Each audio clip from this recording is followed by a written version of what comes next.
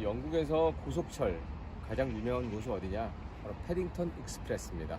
영화로도 나왔던, 우리 영국 오면 그 사가고 싶은 곰돌이가 두 종류가 있잖아요. 하나가 곰돌이 푸우가 있다면 또 하나는 패딩턴 베어.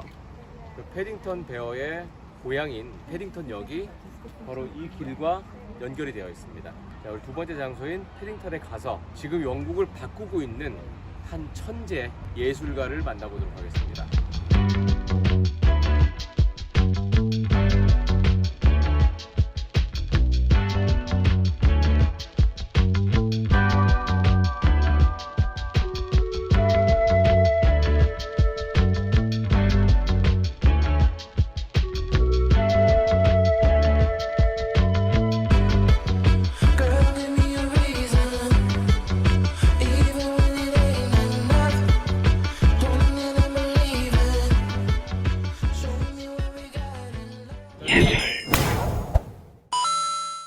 자, 여러분, 제가 한 300년의 시간을 건너뛴 것 같아요. 18세기부터 21세기까지 바로 한 번에 뛰어온 것 같죠? 이처럼 영국은 과거와 미래가 함께 공존하고 있습니다. 특히 요즘에 도시에서 가장 필요한 정책이 뭡니까? 바로 도시재생 정책입니다.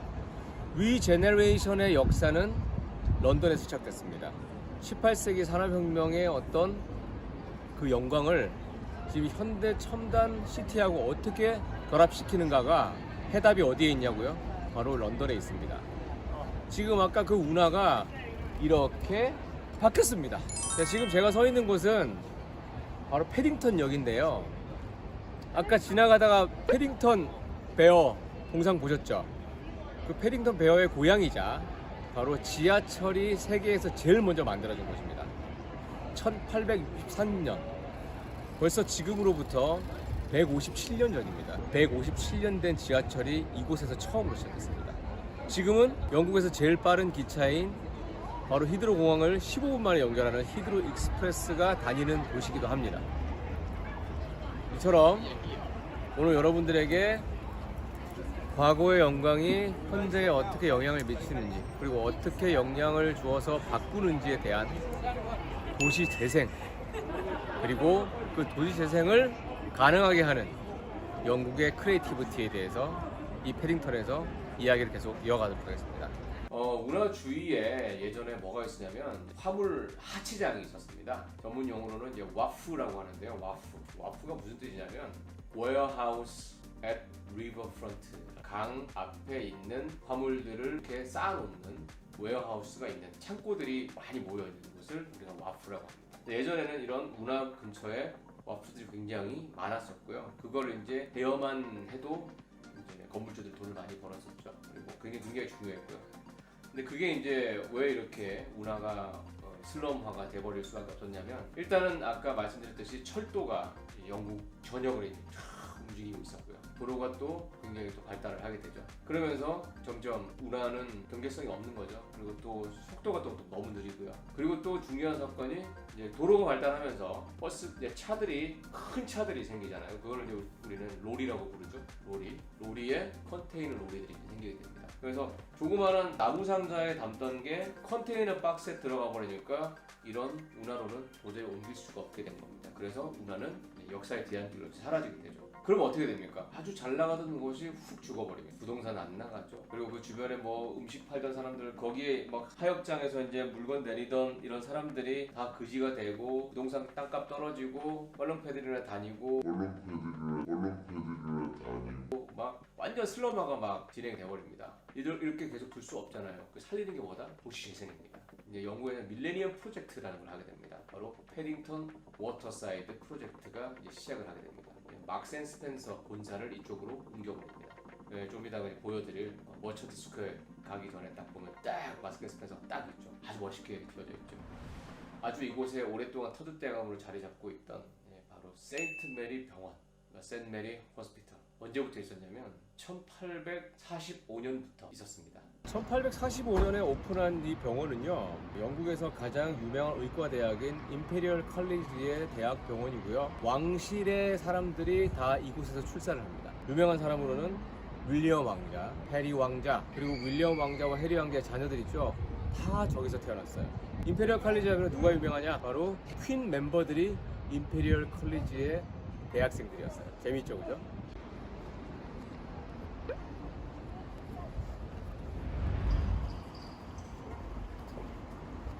자, 뒤에 있는 이 건물은 아주 고급 아파트인 패딩턴 워크라는 건물입니다. 아까 우리가 있던 곳이 18세기의 리틀 베니스였잖아요. 자, 이곳은 연장선상으로 바로 현대의 베니스를 보여주고 있습니다. 패딩턴 워크라는 건물을 보고 계십니다. 2005년도에 완공이 됐고요.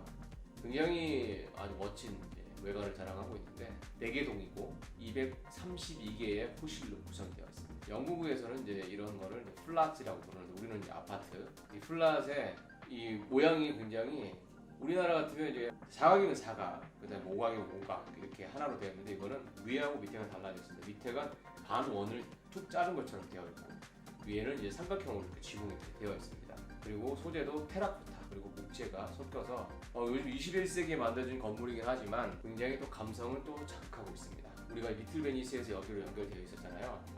베니스가 수성도시잖아요. 지금 보시다시피 패딩턴 워크는 1층에 있는 건물은 물 위로 되어 있어요. 그래서 테라스 앞에 물로 되어 있습니다. 아주 도심 속에서 굉장한 힐링을 할 수 있는 그런 건물입니다. 자, 그리고 바로 패딩턴 베이슨을 완성시키는 건물, 바로 막스 앤 스펜서가 있는 이곳은 바로 머천트 스퀘어라고 합니다. 왜 머천트? 머천트 상인이라는 뜻이죠. 왜 그렇습니까? 예전에 이곳이 그 상인들의 물건들이 이렇게 다 내려오던 곳이잖아요. 그래서 머천트 스퀘어라는 이름을 아직도 가지고 있고 지금은 아주 21세기형 수변 공연, 미래형 이렇게 도시로 탈바꿈되어 있고 쇼핑몰 그리고 또 이런 곳에 가면은 맛집들이 또 많습니다. 왜냐면 사람들이 모이는 곳이니까 바로 음식들 아주 맛있는 음식들 드실 수가 있고요. 그리고 공연들 나갑니다. 엔터테인먼트도 즐길 수가 있는 현재 변화의 중심입니다. 다시 뜨고 있습니다. 그 슬럼가가 이쪽으로. 자, 크리에이티비티는 누가 만들어갑니까? 바로 영국의 정말 탄탄한 베이스, 바로 예술가 계층입니다. 지금 오늘 소개시켜드릴 유명한 예술가는 누구냐? 21세기의 다빈치라는 닉네임을 가지고 있는 바로 토마스 헤드윅입니다. 지금 우리는 헤드윅의 롤링 브리지 앞에 와 있습니다. 저 동그란 수레바퀴가 바로 이곳의 명물입니다. 저게 바퀴가 아니고 다리예요. 토마스 헤드윅이라는 영국의 정말 걸출한 한국에서 전시도 한번 했었고요. 그리고 또 런던에 오면 아주 예쁜 2층 버스, 올림픽을 기념으로 해서 만든 2층 버스가 새롭게 나온 게 있습니다. 그 2층 버스도 그 사람의 작품입니다. 그 사람은 뭐 작은 공예품부터 시작해서 지금 구글 유럽 본사 그리고 그 뒤에 있는 지금 삼성 익스피리언스 센터 다 토마스 헤드윅의 작품입니다. 현재 가장 혁신적인 아이콘으로 뭐 나이가 아직 젊은데도 어마어마한 또 영향을 발휘하고 있는 그런 천재 같은 사람입니다. 2002년도에 12m 길이의 아주 길지 않은 보행자 전용 다리를 재개발 본부로부터 이제 의뢰를 받게 됩니다. 근데 이제 베이슨이라는 게 뭐냐면 배가 이제 보트 같은 게 들어갔다 나갔다 할 수가 있어야 돼요. 열리거나 들어 올려지거나 아니면 이렇게 옮겨지는 그런 걸 이제 우리 도개교라고 그럽니다. 우리나라에 유명한 게 있고 부산에 가면 그리고 남포에 가면 영도다리 이렇게 됩니다.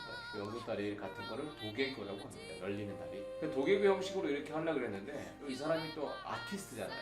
이게 딱 열리는 모습이 뭔가 이 단절되는 느낌, 미학적으로 아름답지 않다고 생각을 했다고 합니다. 그래서 이곳에 또 크리에이티비티, 창조성을 이제 집어넣게 되는데 8개의 조각으로 이루어진 삼각형이 각각의 이제 파트마다 유압 실린더가 달려가지고 이 삼각형들이 이렇게 펼쳐지면 이렇게 다리가 되고 이게 모이면 팔각형으로 이제 구조물을 만들게 됩니다. 이 아이디어가 어떻게 나오게 됐냐면 프리미어리그 경기를 관람하고 있는데 어떤 선수가 태클을 딱 하는데 어떤 사람이 다리가 딱 부러졌어요. 어디가 부러졌냐면 정강이뼈가 부러져. 얼마나 아프겠어요. 정강이뼈가 부러져가지고 다리뼈가 이게 완전히 부러져갖고 다리가 이렇게 꺾여졌대요. 그 모습을 보면서 보통 사람 어떡해 이렇게 할 때는 이 사람은 보고 아름답다 각도가. 그래서 그 각도 꺾인 거를 상상하다가 이 다리에 팔각형으로 꺾이는 다리를 생각을 했다고 합니다. 정말 천재들은 보통 생각을 해서는 안 되는 것 같습니다. 토마스 헤드윅에 대해서 좀 더 궁금해하실 것 같은데 설명을 드리면 1970년생입니다. 개띠죠. 개띠. 런던 출생이고요. 런던에서 또 학교를 런던으로 가는 게 아니라 저 멀리 맨체스터로 가게 됩니다. 맨체스터에 가서 폴리테크닉 3D 디자인 학사를 따게 됩니다. 대학원을 또 어디로 오게 되냐면 RCA, 바로 로열 컬리지 오브 아트 왕립 미술대학이죠. 영국에서 또 최고의 대학 중에 하나인데 우리도 잘 아는 다이슨이 있죠. 다이슨. 제임스 다이슨이 거기에 총장으로 있었어요. 그분이 총장으로 있었고 그 이후엔 또 누가 있었냐면 아이폰 디자인 한 사람 있죠. 바로 영국의 조난 아이브가 거기에 총장으로도 있었습니다. 1994년에 헤드윅 스튜디오를 딱 만들고 아주 작은 가구에서부터 엑스포의 스타디움까지 모든 걸 만들어내는 정말 그 창조 경제에 어울리게 융복합의 달인입니다. 그 디자인의 대부 테라스 경이 뭐라고 그 사람 칭했냐면 우리 시대에 살아있는 다빈치다 라고 얘기를 했습니다. 40도 되기 전에 그러니까 2004년도에 아주 어린 나이죠. 그때 왕립 디자이너를 했고요. 2013년에는 대영 제국 훈장까지 받습니다. 왜? 우리가 유명한 그 2012년 런던 올림픽 있죠? 거기에 이제 성화 방송들을 그 사람이 세트 디자인을 쫙 하게 됩니다. The fascinating thing about the Cauldron project is that normally we design buildings and buildings never have a few billion people looking at them at exactly the same moment. 이 사람의 디자인 철학은 그의 경험에서 나옵니다. 어릴 때 어머니께서 구슬을 파는 작은 공예품 가게를 했다고 합니다. 그 공예품들을 보면서 이 작은 그런 공예품에 따뜻한 영혼들이 담겨 있다고 생각을 했다고 합니다. 너무 그 예쁜 마음이지 않습니까? 그런데 점점 자라가면서 도시가 이제 점점 커지는 걸 보고 건물들을 딱 봤는데 건물들에 영혼이 없는 것 같은 거예요. 너무 삭막하고 차가운 느낌이 들었다고 합니다. 그래서 큰 이런 건물에도 공예품에 있는 그런 감성이 다 스며들게 디자인을 하고 싶었다고 합니다. 그게 바로 지금 헤드윅 스튜디오의 모토로 자리 잡고 있습니다.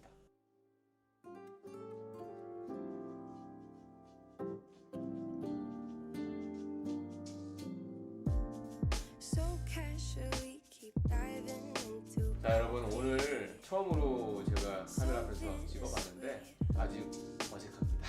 해가 거듭할수록 발전하는 모습 보여드릴 거고요. 저 로바는 오늘 그만 인사를 드리고요. 앞으로도 구독과 좋아요, 알람 설정까지 부탁드리겠습니다. 감사합니다.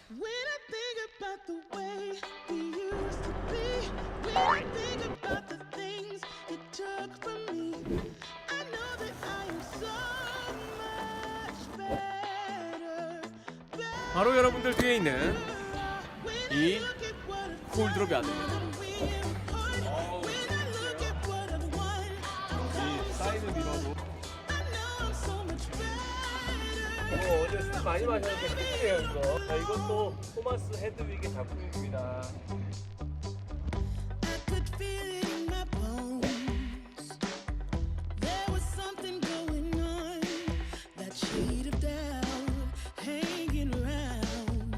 런던에서 로맨틱가였습니다. 빨리 봐요.